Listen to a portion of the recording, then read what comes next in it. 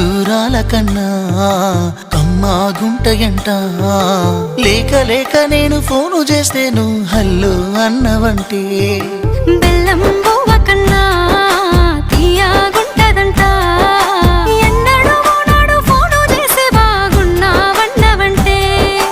ఏడాది ఎండల్లో ఉంటేనై మోస్తున్న నా బతుకు కష్టాలని